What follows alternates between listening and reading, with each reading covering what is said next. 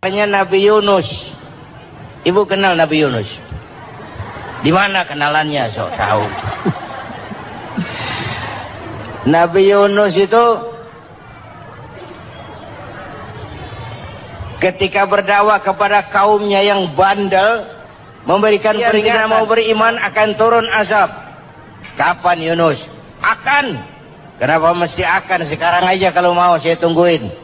Kurang ajar betul ini umat. Akhirnya Nabi Nuh menghindar dengan perhitungan kalau azab tidak turun saya sudah jauh, meragukan janji Tuhan. Lalu naik kapal, dinaiki oleh Yunus, kapal mogok. Dicari siapa yang keroknya ini, diundi ternyata Yunus, sampai 3 kali diundi. Dibuanglah Yunus ke dasar laut, ditelan oleh ikan Nun atas perintah Allah. Telan itu Yunus, jangan pakai dikunyah, rusak urusan. Telan saja, simpan di perutmu. Dibawa oleh ikan Nun ke dasar lautan. Itu yang oleh Quran dikatakan bertemulah 3 macam kegelapan. Zulumatun salas, gelapnya tengah malam, gelapnya di dasar laut, gelapnya di dalam perut ikan. Itu namanya peteng, mbahnya gelap. Di perut ikan itulah Nabi Nuh sadar akan kesalahannya. Allah meragukan janji Allah. Ia sujud di dalam perut ikan itu, membaca la ilaha illa anta subhanaka inni kuntu. Itu istighfarnya Nabi Yunus. Dibacakan istighfar begitu, ikan sakit perut pak. Di dasar laut kemana mau cari apotik? Dia naik ke permukaan, memuntahkan isi perutnya. Nabi Yunus keluar dengan selamat. Itu pun terjadi pada hari ke-10 bulan Muharram. Istighfar intinya itu. Itu amalan utama bulan Muharram, memperbanyak istighfar. Allah selamatkan Nabi Nuh dari bahtera banjir yang luar biasa 10 Muharram. Allah selamatkan Nabi Ibrahim dari pembakaran Raja Namruz 10 Muharram. Setelah Nabi Ibrahim itu menghancurkan berhala-berhala, Abrahat pulang mau ibadah, lihat Tuhannya berantakan, marah besar. Siapa yang menghancurkan Tuhan-Tuhan kita ini? Ada yang lapor, kami lihat Ibrahim. Tangkap. Belum ada bukti, tangkap dulu yang penting, bukti belakangan. Tangkap. Wah, dikerahkanlah aparat, tangkap Nabi Ibrahim. Disidang langsung oleh Abrahat, oleh Namruz maksud saya. Ibrahim, kau yang menghancurkan berhala-berhala kami ini, Tuhan-Tuhan kami. Siapa bilang? Ada yang lapor. Ah, saya dengar enggak semua berhala itu hancur. Ada yang paling besar, angkat tangan, saya lihat ada kampak di tangannya. Barangkali yang besar itu iseng tuh, yang kecil-kecil dikampakin. Tanya aja sama dia, kamu gila? Kenapa? Masa kami disuruh nanya berhala? Gak bisa jawab. Kenapa disembah? Lebih gila mana? Tahu gak bisa jawab kenapa disembah? Kurang ajar kamu Ibrahim. Bakar, dibakar. Ketika Ibrahim dilempar ke kobaran api yang menggunung, Allah perintah api, ya naru kuni bardan wa salaman ala Ibrahim. Hai api, dinginlah sampean. Api Madura waktu itu pak. Hai api, dinginlah sampean, selamatkan Ibrahim. Api tunduk kepada perintah Allah. Ibrahim masuk ke kobaran api, selembar rambut pun tidak terbakar. Kenapa? Apinya tunduk kepada perintah Allah. Kenapa? Karena Ibrahim orang yang takut kepada Allah. Api tunduk kepada perintah Allah. Kalau kita baca ayat itu, masuk ke api, mateng. Sudah hadirin yang saya muliakan, oleh karena itu selamatnya Ibrahim dari pembakaran Raja Namruz itu pun pada 10 Muharram, Yaumul Asyura, hari ke-10 dari bulan Muharram. Imediat. Bapak Ibu hadirin hadirat yang saya cintai, sebagian kecil tentang Nabi Adam, Nabi Ibrahim dan Nabi Yunus, tapi saya belum menceritakan tentang Nabi Nuh tadi. Mengulang kaji.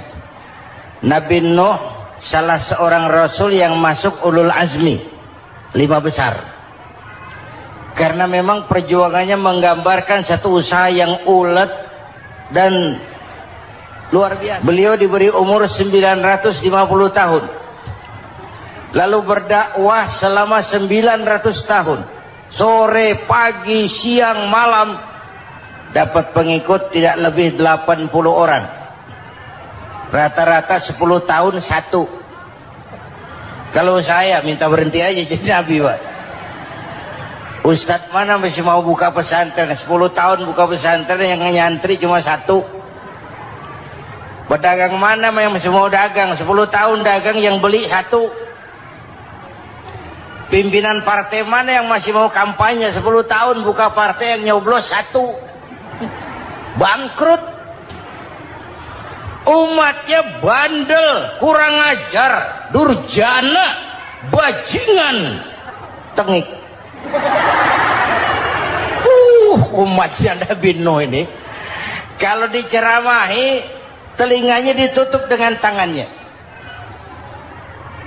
Nabi Nuh akhirnya rekes, Tuhan, siang malam saya berdakwah kepada umat ini. Tiap kali saya sampaikan dakwahmu, mereka tutup telinganya dengan tangannya. Alergi dengar ceramah. Apa itu ceramah? Non profit. Saudara-saudara, jadi mau kamu gimana, Nuh? Sudah Tuhan, habiskan saja orang kafir. Nanti kalau punya anak, anaknya pun kafir, moyangnya sikat habis. Biasanya kalau bapak kalong, anak kampret. Bapak nyolong, anak nyopet. Fotokopi gimana aslinya? Hampir habiskan saja. Itu mau kamu, Nuh? Iya. Oke. Nanti aku turunkan banjir, Nuh. Buat kapal. Dengan apa saya harus buat kapal, Nuh? Ya dengan kayu, kata Tuhan. Kayunya dari mana, Tuhan? Ya dari pohon, Nuh. Pohonnya belum ada, Tuhan. Ya tanam dulu, Nuh. Bikin kapal kayunya nanam pohon. Apa artinya? Perjuangan perlu kesabaran. Sukses itu ada prosesnya. Nggak bisa simsalabim abracadabra lalu kita mau sukses. Semua ada prosesnya. Walaupun kenyataannya begitu. Sukses banyak bapaknya, gagal itu yatim. Kalau kita sukses banyak yang ngakuin. Yang baru ketemu pakai manggil encing. Ketemu baru. Tapi sukses banyak bapaknya. Gagal yatim, gak ada yang mau ngakuin kalau kita gagal itu. Udah bikin kapal dengan kayu di tengah kampung, bikin kapal ini. Bayangkan di tengah kampung bikin kapal.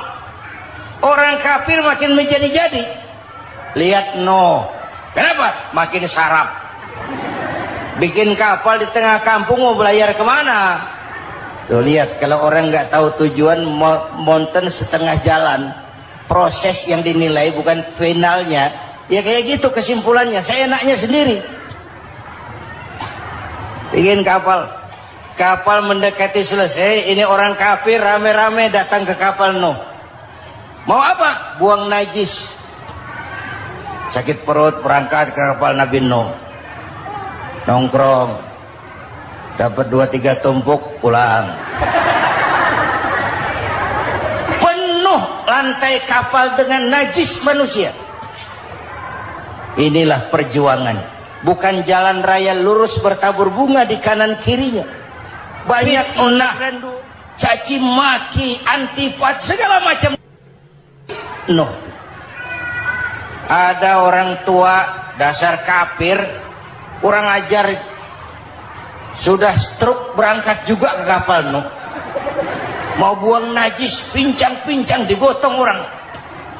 Selesai buang najis dia bangun mau pulang, pegangan tiang kapal terpeleset jatuh di atas tumpukan najis.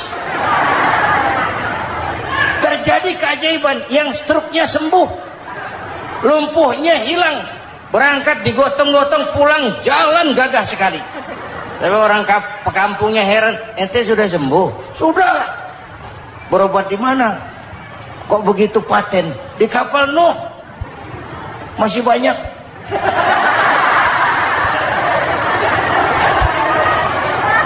Yang berasa perlu obat bawa rantang. Ambil bersih lagi geladak kapal itu. Sudah selesai Nuh? Selesai. Oke, kau orang yang beriman bersamamu, binatang serba sepasang, naik Nabi Nuh, naik orang beriman sepasang. Ini cikal bakal penyelamatan manusia, Pak. Naiklah orang beriman, sudah naik semua, Nabi Nuh kontrol. Ini contoh buat kita, kontrol. Sudah naik semua teman-teman, sudah. Pemimpin yang baik bukan cuma terima laporan di belakang meja. Laporan itu yang mana juga bagus. Sama juga kampanye yang mana juga merdu. Kalau aja yang dihitung. Pernah ada calon bupati kampanye janji, kalau saya berhasil kita akan banyak bangun jembatan di daerah kita. Tanya, Pak, nggak ada sungai di kampung kita, Pak. Dia bilang, sungainya kita bangun sekalian. Udah kadung janji, mana pula orang mau bangun sungai itu. Saudara-saudara, kontrol. Jangan cuma tunggu laporan di belakang meja, semua laporan bagus. Ya, Bu? Bu?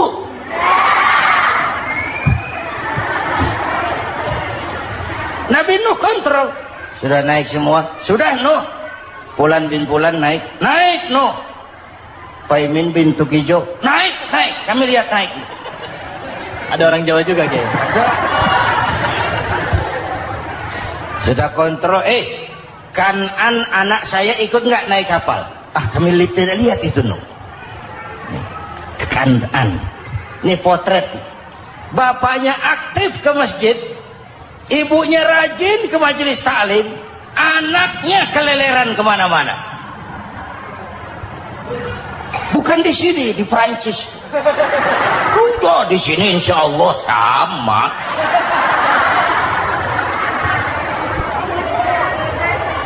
Nuh karena sayang anak, Nuh karena cinta anak, Nuh karena tanggung jawab anak, cari naik ke atas kapal.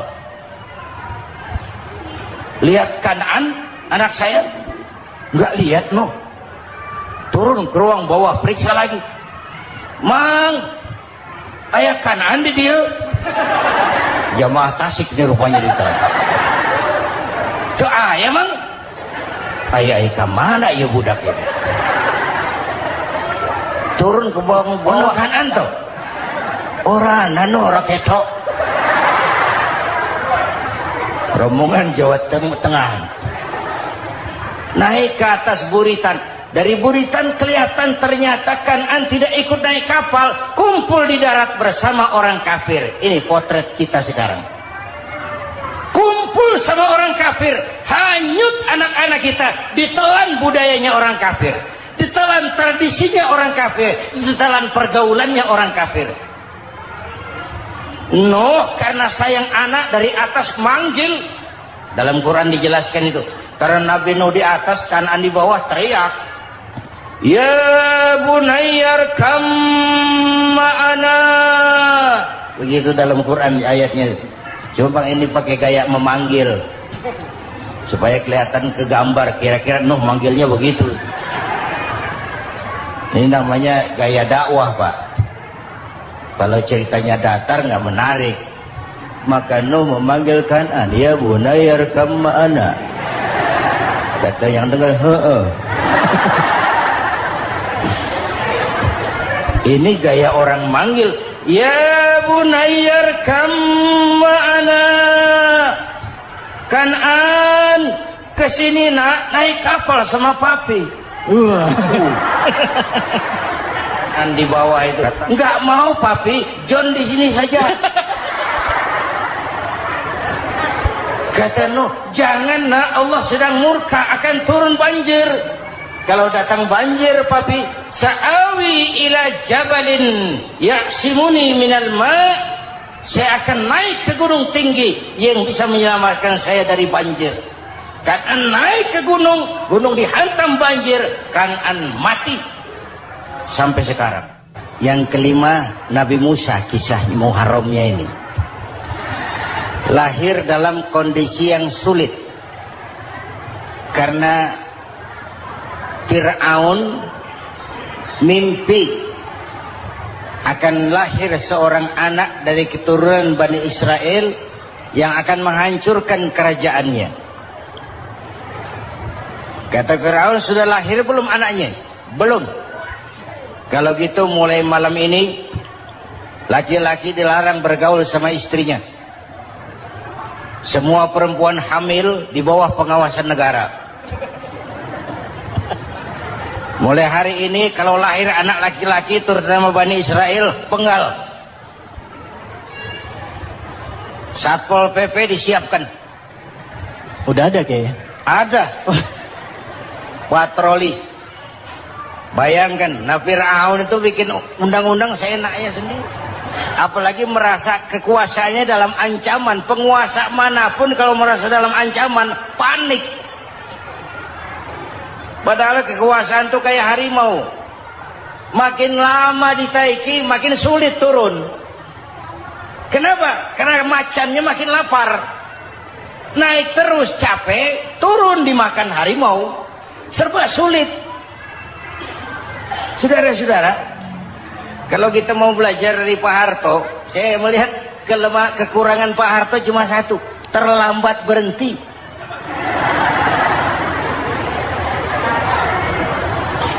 Terlambat berhenti. Di sekelilinginya banyak tukang-tukang jilat, tukang-tukang semir.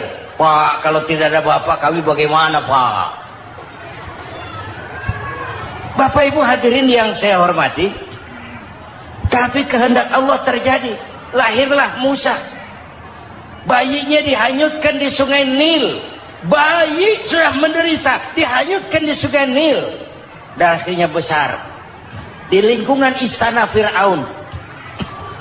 Diriwayat oleh Ratu Aisyah, perempuan Fir'aun, setelah mulai berjuang, terjadilah itu. Musa dan pengikutnya dikejar oleh Fir'aun. Sampai di tepi laut, Allah wahyukan, Musa, lempar tongkatmu ke laut. Dalam kondisi darurat, mukjizat tiada jalan. Kondisi darurat. Kalau tidak, mukjizat itu maunya Allah, bukan maunya Nabi. Nabi nggak kuasa. Allah yang mau. Tapi hidup Nabi bukan mukjizat, manusiawi. Tidak mentang-mentang ada mukjizat tongkat, tiap sulit main tongkat. Nggak usah berjuang kalau begitu. Itu darurat menyelamatkan umat. Tongkat dilempar ke laut, laut terbelah. Laut terbelah. Itu secara visualnya bisa kita lihat dalam film The Ten Commandment. Udah nonton belum? Urusan nonton kalah sama Ustadz bagaimana sih? Ten Commandment, 10 firman Tuhan. Tekniknya bagus loh. Bagaimana laut terbelah. Musa lewat, Fir'aun mengejar. Musa sampai di ujung sana, Fir'aun masih di sama tengah perjalanan. Laut nutup kembali. Laut menutup kembali, Fir'aun tenggelam. Cengap-cengap di lautan. Begitu nafas sampai di tenggorokan, Fir'aun sambil cengap-cengap itu, amantu bi Rabbi Musa wa Harun. Duh, kalau begini mah saya juga percaya sama Tuhannya Musa. Malaikat maut jengkel, goblok loh, terlambat sekarang, ditenggelamin terus, modar. Musa selamat, Fir'aun mati, jenazahnya, jasadnya terdampar di pinggir laut. Beberapa waktu kemudian ditemukan di balsam, diawetkan. Itu sesuai janji Quran. Wa kadzalika nunajjika bi badanika litakuna liman khalfaka ayah. Kami selamatkan badan kamu agar jadi pelajaran bagi orang-orang sesudah kamu nanti. Janji Quran tepat. Janji itu 14 abad yang lalu. Jasad Fir'aun ditemukan, dimumi, diawetkan, dibalsam di bawah nama Farao Ramses II. Sekarang tersimpan di Museum Negara di Mesir. Kapan-kapan nanti ibu main ke Mesir, mampir. Naik ojek paling berapa itu? Oh, orangnya tinggi, hidungnya mancung, pokoknya pantaslah jadi Fir'aun. Selamatnya Musa di kejaran Fir'aun di ujung sana itu terjadi pada hari ke-10 bulan Muharram, yang oleh orang Nasrani diperingati dengan hari raya Paskah. Mereka melaksanakan puasa, mensyukuri nikmat keselamatan dari kejaran Fir'aun. Makanya kalau kita ikut puasa di bulan Muharram bukan mengikuti syariatnya Nasrani, salah. Karena Nabi mengajarkan, itu sumbernya. Bukan ikutan sama ibadahnya Israel. Tapi memang agama ini kan merupakan mata rantai. Datang Rasul baru melengkapi Rasul sebelumnya, datang Rasul baru melengkapi Rasul sebelumnya. Mata rantai yang berkaitan. Setelah Muhammad selesai, selesailah tugas Nabi dan Rasul. Selesailah misi Nabi dan Rasul. Tidak ada Nabi lagi sesudah Nabi Muhammad. Itu harga mati, titik. Gak ada kompromi. Siapapun sekarang ini nggak datang ngaku jadi Nabi, wajib tidak percaya. Wajib tidak percaya. Tapi kaitannya memang, kita bilang Nasrani, orang bahasa Arab, bahasa Ibraninya Nazaret, Nasiroh, Nazaret. Itu beda dialek. Kita Daud, dia David.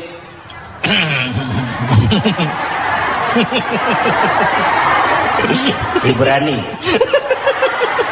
Kita Ali, dia Alek. Kita Sulaiman, dia Solomon. Kita Camat, dia Comot.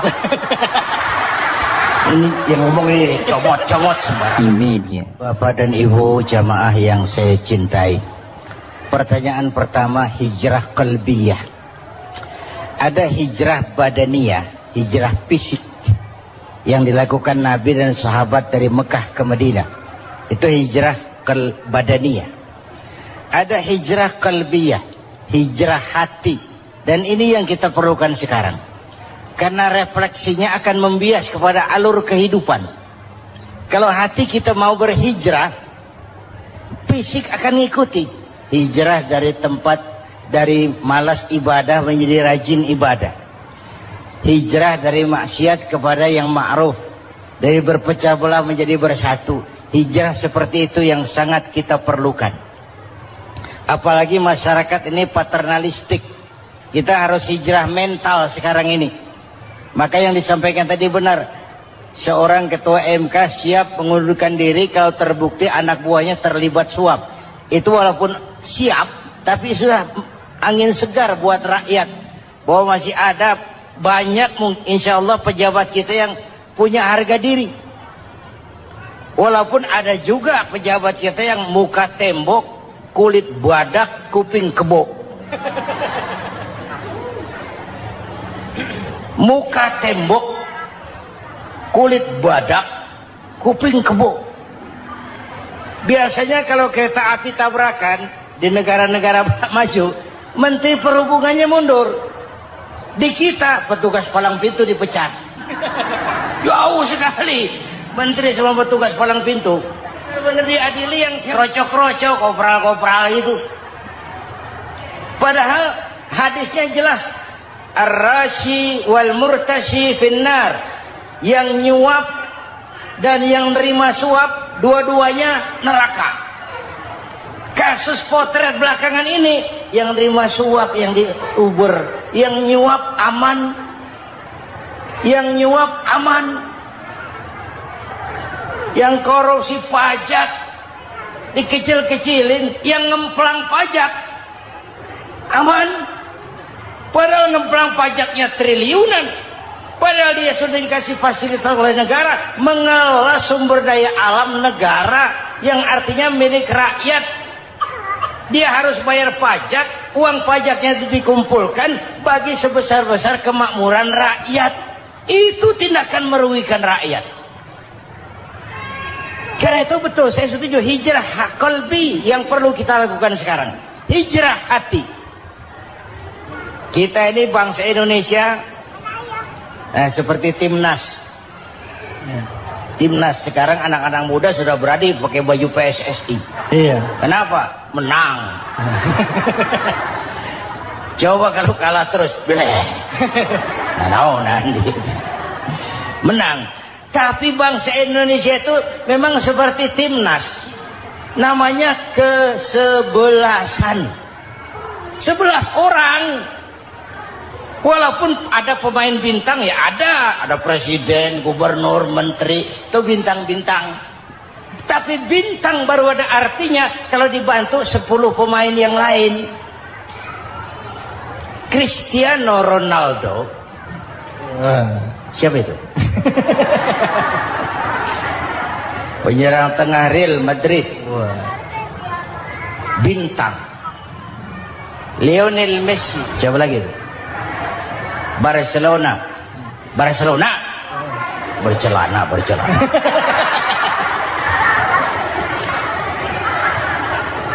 Michael Rooney, bintang Manchester United. Ronaldo baru bintang, Messi baru bintang kalau ada 10 pemain yang lain. Bagaimanapun hebatnya Cristiano Ronaldo, kalau sendirian lawan satu kesebelasan, babak belur. Itulah kita, bangsa Indonesia. Kita satu kesebelasan, harus saling memperkuat. Ada bangsa kita ini yang jadi jaksa, ada yang jadi hakim, ada yang jadi polisi. Itu posisi penyerang tengah, kiri luar, kanan dalam, back, striker, kiper, posisi. Tapi sadar, kita satu kesebelasan, Bung. Jangan bikin gol ke gawang sendiri. Kalau punya bola bagus, operan dong sama temannya. Yang bisa menciptakan gol, operan. Ada yang jadi pengusaha besar, bagus boleh. Punya untung besar, operan. Kasih masjid, kasih pesantren, operan. Ini kesebelasan kita kalau punya bola peliknya setengah mati, Pak. Nggak mau ngoper. Bawa sendiri, mending bikin gol. Enggak. Kita ini satu kesebelasan. Satu sama lain harus saling memperkuat. Bahwa ada penyerang tengah, itu si posisi. Tapi kalau memang peluang memungkinkan, ayo dong operan. Saya iri sama kesebelasan Nasrani di Indonesia. Mereka kalau punya bola operannya cakep. Gereja cepat selesai, rumah sakit Kristen cepat selesai. Kenapa? Operannya bagus. Kita ini kalau punya bola bawa sendiri, nggak mau ngoper. Maka masjid nggak selesai-selesai. Madrasah banyak yang bocor. Rumah sakit Islam kalah bersaing. Kenapa? Operannya berat. Ayo menyadari kita ini timnas, satu kesebelasan. Jangan menjegal kawan seiring, kawan sendiri dijegal. Sudah musuh terlalu kuat, gawang sendiri dijebol. Akhirnya terbalik kita ini. Ujian terberat telah diberikan Allah kepada para anbiya. Kemudian para aulia, kemudian para ulama. Summal amsal fal amsal, ke bawah dan ke bawah, diuji setiap orang menurut kekuatannya berpegang kepada agama. Kalau karena anak Melayu bilang, kalau takut dengan ombak, jangan berumah di tepi pantai. Kalau takut diterjang ombak, jangan berumah di tepi pantai. Kata ibu tadi, mau jadi pohon tinggi harus berani ketiup angin. Makin tinggi pohonnya, makin keras anginnya. Takut angin, jangan jadi pohon tinggi, jadilah rumput. Nggak ditiup angin, tapi diinjak kebo. Apa yang nggak ada resikonya? Apa yang nggak ada resikonya?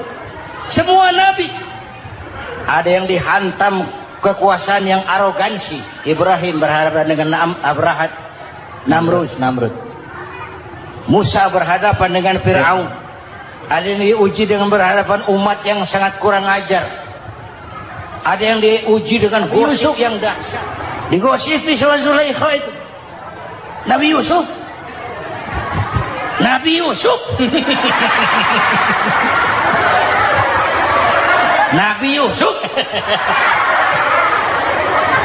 Ya. Yang namanya gosip itu kan menyebarkan keburukan orang. Kalau benar saja hukumnya ghibah. Ya. Kalau salah hukumnya fitnah. Fitnah lebih bahaya dari pembunuhan. Benarnya ghibah, salahnya fitnah. Saudara hadirin yang saya hormati, jadi resiko itu biasa. Tidak ada yang tanpa resiko. Kalau takut ombak, jangan berumah di tepi pantai. Tinggal bagaimana kita menyikapinya. Kalau kita dewasa, ini bagian ibadah saya kurang. Mungkin karena dia omongin orang, tambah pahala saya. Mungkin karena dia omongin orang, tambah pahala saya. Maka saya ngadapi gosip, sepatah pun saya nggak ngomong. Saya cicing. Saya percaya masyarakat itu punya filter. Amin. Saya percaya Tuhan itu. Pada pertemuan terdahulu sudah kita bicarakan bahwa orang yang menjalankan ibadah Ramadan dengan baik, dalam arti siang dia laksanakan ibadah puasa, sementara dia hidupkan malam-malam Ramadan dengan sholat tarawih, i'tikaf, tadarus Al-Quran dan sebagainya. Orang yang semacam itu keluar dari Ramadan dijanjikan oleh Allah, ghufira lahu ma taqaddama min zambihi, diampunkan segala dosa yang pernah dia kerjakan. Sehingga ia keluar dari bulan Ramadan seperti bayi baru dilahirkan oleh ibunya, bersih, tidak punya dosa kepada Allah lantaran sudah dibersihkan oleh ibadah Ramadan. Jadi dalam Islam, dosa itu ditebus dengan taubat, dengan amalan kita sendiri, bukan dengan uang, tidak juga dengan beras. Saya percaya kalau dosa bisa ditebus dengan beras misalnya, barangkali Menteri Pertanian akan lebih dulu masuk surga. Kalau dosa bisa ditebus dengan uang, mungkin Gubernur Bank Sentral atau para Menteri Keuangan akan menjadi penghuni surga nomor wahid. Dalam Islam, dosa ditebus dengan taubat kepada Allah. Orang yang melaksanakan ibadah dengan baik di bulan Ramadan, keluar Ramadan, masuk 1 Syawal seperti bayi baru dilahirkan oleh ibunya. Pantas dia mengucapkan minal aidin, semoga kami termasuk orang yang kembali kepada fitrah, suci, bersih. Dia rayakan hari itu, hari di mana dia kembali kepada kesucian. Itulah hakikat daripada Idul Fitri. Dengan kata lain, Idul Fitri ini tidak bisa dilepaskan kaitannya dengan ibadah Ramadan. Hanya oleh karena kita melaksanakan ibadah Ramadan, maka kita rayakan Idul Fitri. Dengan bahasa yang lebih langsung, sebenarnya yang berhak merayakan Idul Fitri mereka yang mengisi Ramadan dengan kegiatan ibadah. Saudara-saudara kaum muslimin yang berbahagia, lalu bagaimana prosesnya?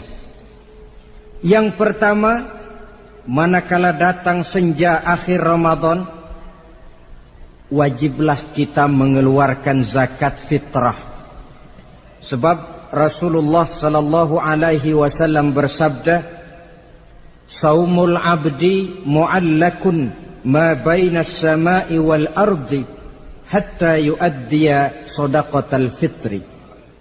Sesungguhnya puasa seorang hamba bergantung antara langit dan bumi, yakni belum diterima oleh Allah sampai dia mengeluarkan zakat fitrahnya. Memang boleh mengeluarkan zakat fitrah itu sejak awal Ramadan, itu waktu yang dibolehkan. Jadi saudara tidak mau sibuk begitu 2 hari puasa lalu bayar zakat fitrah, boleh. Tetapi waktu yang wajib sejak terbenam matahari akhir Ramadan. Waktu yang terbaik untuk membayar zakat fitrah selesai sholat subuh sebelum orang berangkat melaksanakan sholat Idul Fitri. Waktu yang makruh setelah orang selesai sholat Idul Fitri lalu baru bayar zakat fitrah, makruh di situ. Sedangkan waktu yang haram apabila matahari terbenam pada hari raya tanggal 1 Syawal baru mau bayar zakat fitrah, sudah haram hukumnya. Jadi diawali dengan membayar zakat fitrah, dan ini merupakan realisasi daripada latihan puasa, cinta kepada fakir miskin. Orang bilang kan bulan Ramadan itu katanya bulan latihan. Kata orang Jawa, month of training. Bulan latihan. Apa sih perlunya latihan? Kalau PSSI masuk latihan, tentu keluar latihan mainannya makin bagus. Elias Pikal masuk latihan, keluar latihan gaya tinjunya makin hebat. Itu perlunya latihan. Kalau latihan tiap hari tapi main kalah terus, orang kan bilang buat apa latihan kalau main kalah terus. Kita muslimin selama Ramadan sebulan penuh masuk latihan. Latihan sabar, latihan jujur, latihan disiplin, latihan sederhana, latihan mengendalikan nafsu. Berhasil atau tidaknya latihan itu kelihatan dalam gaya hidup kita sesudah keluar Ramadan. Kalau tidak, Ramadan sabar, habis Ramadan habis sabarnya. Ramadan rajin ke masjid, selesai Ramadan selesai ke masjidnya. Ramadan rajin baca Quran, selesai Ramadan selesai rajinnya. Itu pertanda latihan tidak berhasil. Maka salah satu latihan ini kita buktikan kecintaan kita kepada fakir miskin dengan kewajiban membayar zakat dan zakat fitrah. Ya Allah, sudah saya rasakan bagaimana tidak enaknya lapar dan haus. Sudah saya rasakan bagaimana tidak enaknya penderitaan orang-orang fakir dan miskin yang tiap hari kelaparan dan kehausan. Sebagai pertanda ya Allah, saya keluarkan zakat fitrah ini untuk orang-orang fakir dan miskin. Itu kita keluarkan pada saat matahari akhir Ramadan terbenam. Masuk malam pertama bulan Syawal. Malam takbiran kalau istilah di kampung kita ini. Allah Subhanahu wa taala dalam Al-Qur'an menjelaskan walitukmilul iddata. Hendaklah engkau sempurnakan jumlah bilangan hari puasamu, berpuasa sebulan penuh. 30 hari atau lebih sering 29. Bila sudah sempurna hari puasa itu, walitukabbirullah, hendaklah engkau agungkan Allah. Hendaklah engkau bertakbir. Oleh karena itu disunahkan menghidupkan malam 1 Syawal, malam hari raya Idul Fitri itu dengan memperbanyak takbir. Sejak matahari terbenam selesai sholat maghrib, kita kumandangkanlah kalimat takbir itu dari rumah ke rumah, dari surau ke surau, dari masjid ke masjid, dari kampung ke kampung, pertanda rasa syukur kita yang tiada terhingga kehadirat Allah Subhanahu wa taala, Tuhan yang Maha Esa dan Maha Kuasa. Entah kenapa bila matahari akhir Ramadan terbenam, datang malam 1 Syawal, berubah perasaan kita. Sedih menjadi gembira, sukar menjadi mudah, hati yang tadinya digenangi air kebencian berubah menjadi hati yang penuh dengan cinta kasih kepada sesama. Kumandang takbir bagi orang-orang yang hidup tinggal di rantau, mengingatkan dia kepada kampung halamannya. Terkenang dia sungai tempat dia mandi, lapangan tempat dia bermain. Oi kampuang nan jauh di mato katanya. Sehingga orang-orang yang tinggal di tanah rantau diusahakannya benar supaya bisa berlebaran pulang mudik katanya, nak berkumpul dengan sanak keluarganya supaya lebih mudah bersilaturahmi sambil mengenang masa-masa lalu di kampung halaman. Jadi setelah zakat fitrah kita tunaikan, sambutlah malam Idul Fitri itu dengan memperbanyak takbir. Ini disunahkan. Menghidupkan malam lebaran dengan memperbanyak takbir, bukan memperbanyak bakar petasan. Itu kan pekerjaan mubazir, dan mubazir itu jelas perbuatan setan. Ada yang bilang katanya bakar petasan itu nambah syiar. Syiar macam mana datang dari petasan? Sebagian lagi berjaga-jaga juga, tapi bukan dengan memperbanyak takbir. Bergadang-gadang di pinggir jalan, ngebut dengan kendaraan aneka warna. Tidak itu yang diajarkan agama. Berkumpul kita di surau, berkumpul kita di masjid, paling kurang berkumpul di rumah dengan keluarga.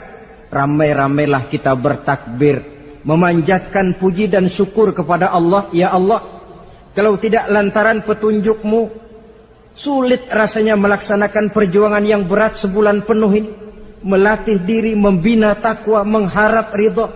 Dengan lapar, melilit perut. Dengan haus, mencekik kerongkongan. Bersyukur kami kepadamu ya Allah. Dan sebagai pertanda, kami kumandangkan kalimat takbir, memuji keagungan dan kebesaranmu. Allahu Akbar, Allahu Akbar, Allahu Akbar, walillahil hamd. Saudara-saudara kaum muslimin rahimakumullah.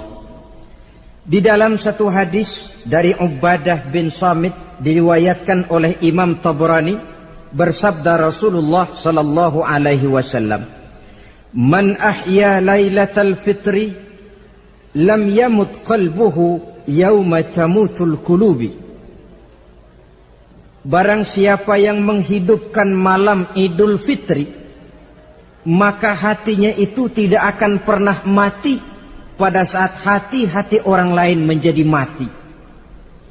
Kita yang paling khawatir dalam hidup ini, pada saat hati kita sudah mati selagi jasad masih hidup, menjadilah kita bangkai berjalan dalam pandangan Allah. Badan hidup tapi hati mati, bangkai berjalan dalam pandangan Allah. Jadi ini hakikat merayakan Idul Fitri. Puasa Ramadan sebulan penuh, malamnya ibadah, menunaikan zakat fitrah, lalu malamnya menghidupkan malam dengan takbiran. Yang terjadi kan kita lihat adat yang dibesarkan, ibadat ditinggal. Puasa tidak, tarawih apalagi, lebaran kurang seminggu sudah lebih sibuk dia daripada yang puasa. Ke pasar kayaknya pasar mau dibeli semua. Rumah pun dicat, dikapur, baju diperbarui. Itu kan kulit. Memang lebih bagus kalau kulitnya baik, isinya pun baik. Tapi yang lebih penting daripada sekedar kulit adalah isi. Hakikat merayakan Idul Fitri kembali kepada kesucian. Kita bersih, tidak punya dosa kepada Allah. Itu kita rayakan. Dengan apa? Nah, oleh seorang ulama, Al-Imam Zakiyuddin Abdul Azim bin Abdul Quwa Al-Munziri, diberikan contoh bagaimana Rasulullah sallallahu alaihi wasallam itu merayakan Idul Fitri. Beliau berkata, yuhibbu sallallahu alaihi wasallam ayyuqabilal 'ida bil bisri was surur. Rasulullah sallallahu alaihi wasallam cinta, senang menyambut Idul Fitri bil bisri was surur, dengan muka gembira dan dengan sikap sukacita. Jadi merayakan Idul Fitri bil bisri was surur, muka menunjukkan kegembiraan. Kenapa gembira? Sudah berhasil berjuang sebulan penuh. Bukan gembira lantaran di rumah banyak dodol, kue, pakaian serba baru, sepatu pun serba baru. Bukan itu yang kita gembira. Gembira lantaran telah berhasil berjuang mengalahkan nafsu, memenuhi perintah Allah, melaksanakan puasa.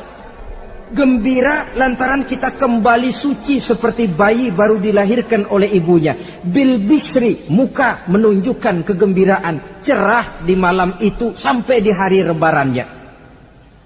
Jadi walaupun barangkali oleh karena kesulitan ekonomi tidak terbeli itu baju yang baru, tidak terbeli itu sepatu yang baru, tidak terbeli itu makanan dan kue seperti tetangga, jangan sampai mengurangi kegembiraan kita. Tidak boleh menyambut lebaran itu dengan manyun. Tahu manyun?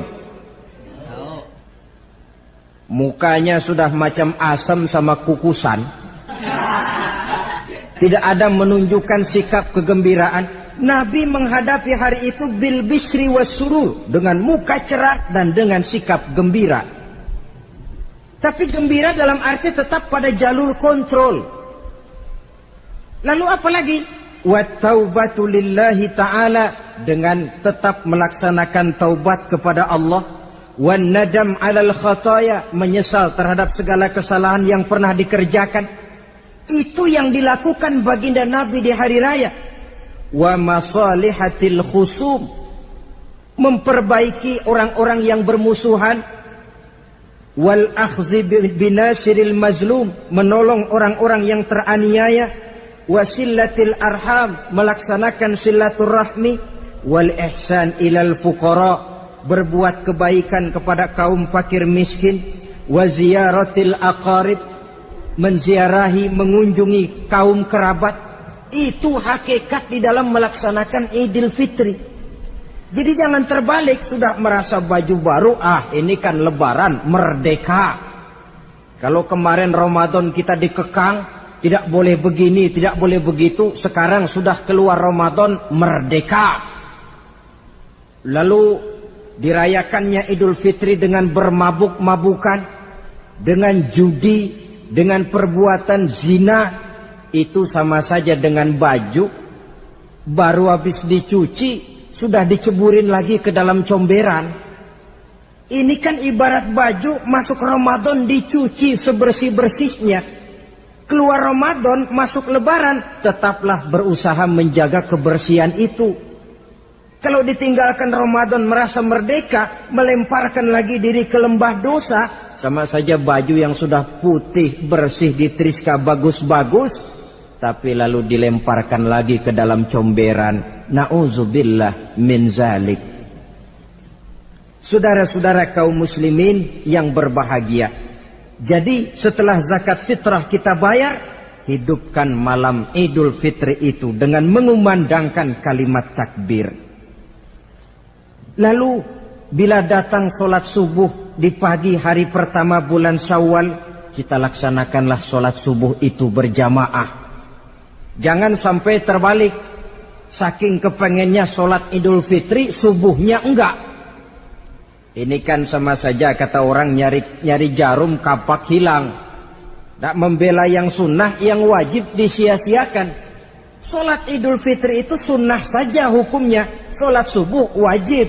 Masakan yang wajib kita tinggalkan, lalu yang sunnah kita kejar-kejar. Terbalik tentunya. Lalu manakala usai kita sholat subuh masih mengumandangkan takbir, bersiap-siaplah kita untuk berangkat menunaikan sholat Idul Fitri.